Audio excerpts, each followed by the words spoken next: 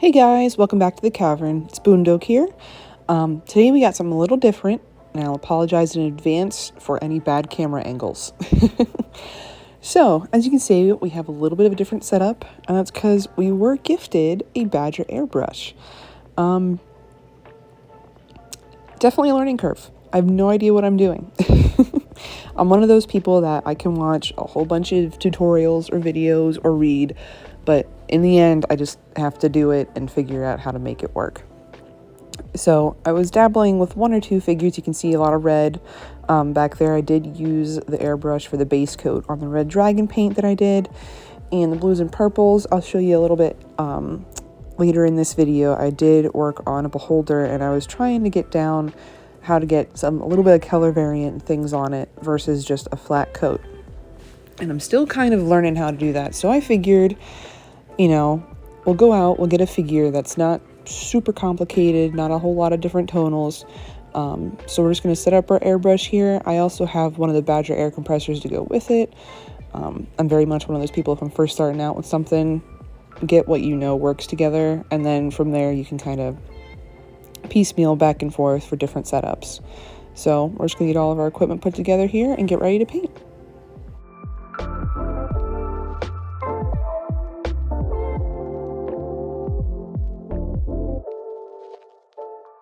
So I decided to go out and get a gray render because they're gray. That's it. Obviously there's shading and highlights, but they're just gray. Which also helps that, again, primer, at least my airbrush primer, is gray. So we can do a coat of that even though it's a primed figure.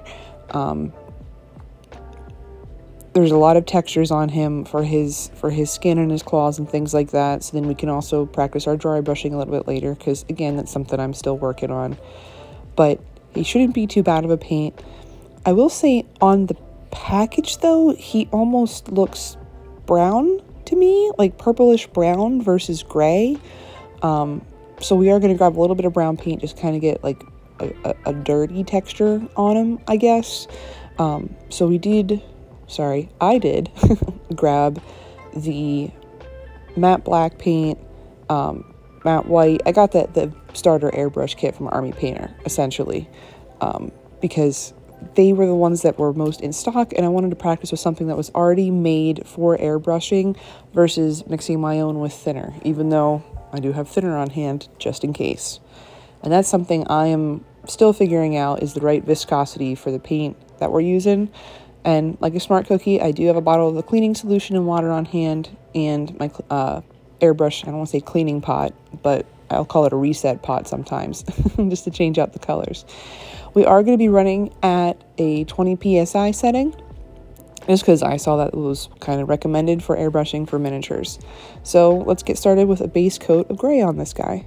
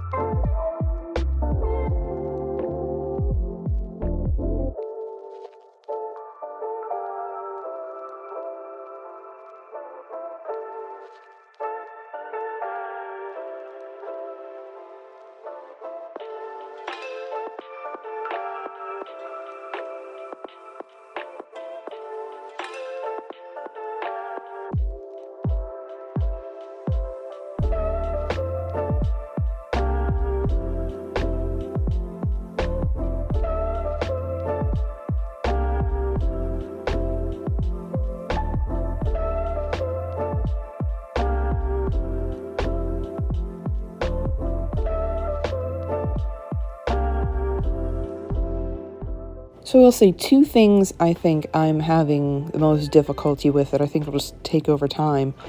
One is finding the right viscosity for the paint and the needle setting in the airbrush. You can see here I'm slowly starting to test it on the wall. Nothing's coming out, so I'm going to adjust it just to check flow and things like that. And the other is actually moving the figure and not the airbrush.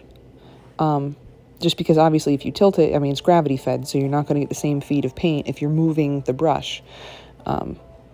It's just something you just got to learn over time.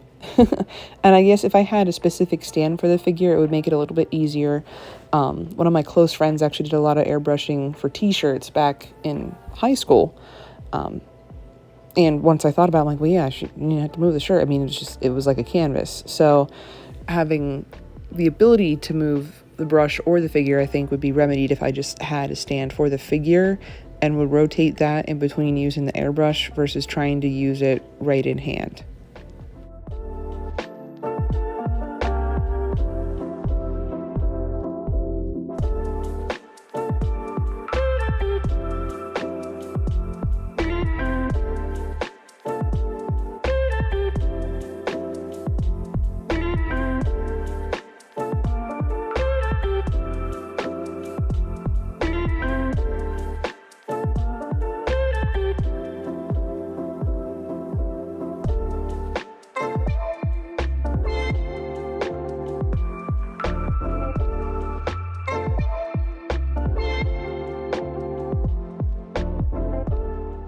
All right, now we're going to do a layer with that brown tinge to it, and then we're going to follow on with a darker gray, and I'm kind of trying to do a little bit of an undershade with that darker gray, and we're going to do all that with the airbrush, and then we're going to move it back to a regular desktop to do some detailing, some dry brushing, and maybe some washing.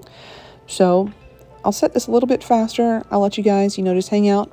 In the meantime, while you're watching, if you're working on something right now, drop it down in the comments. Let us know what you're doing.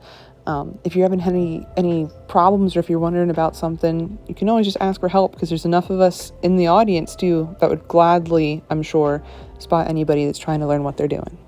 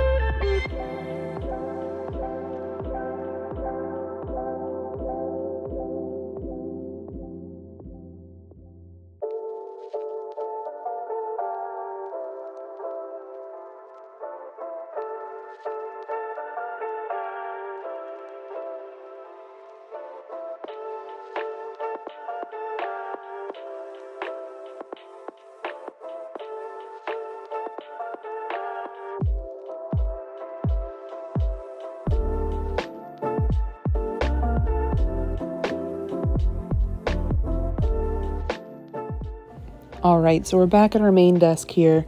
This is what he's looking like after the airbrushing. He's looking okay. Definitely need to practice with coverage, with the base layers. I also want to work on, I think, how to get some tonal variances and how to get them to lay versus just, a base and a shade. And that's fine. This is essentially the first miniature that I'm doing a whole lot of airbrushing on to try and get the actual base coats and shading coats and things like that.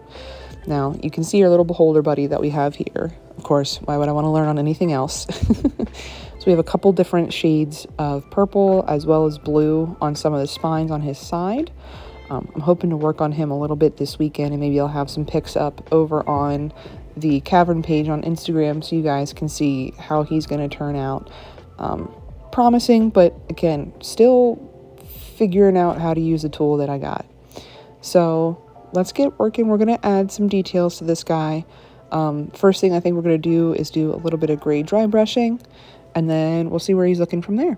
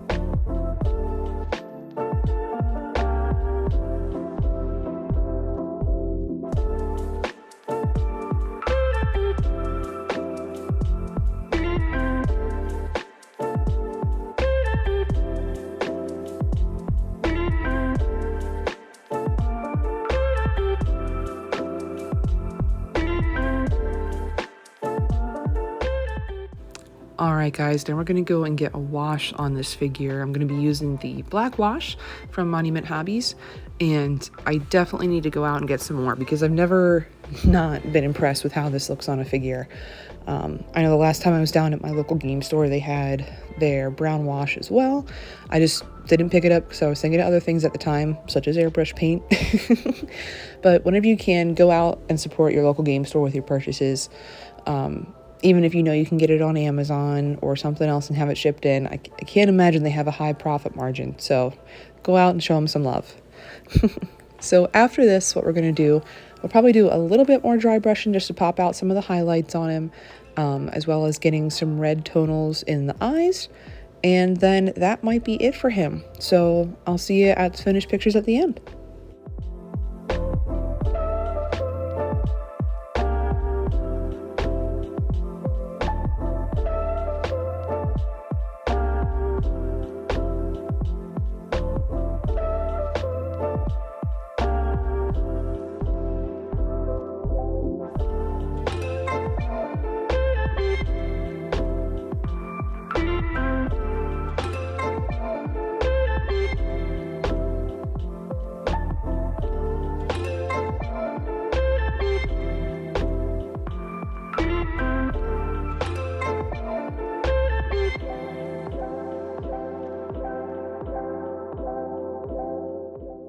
All right, guys, here he is, our fully rendered gray render. Not too bad. Definitely know things that I want to correct or work on, and I definitely think that picking a creature that is flat, one shade, one color, you know, is the way to go when learning. If you have any tips, drop them below. Of course, remember, I always say discourse, not degradation. You can always give criticism and advice, but not in the way of insulting an artist, and that goes for everyone. If you enjoyed the video, like, comment, and subscribe, and until next time, take care.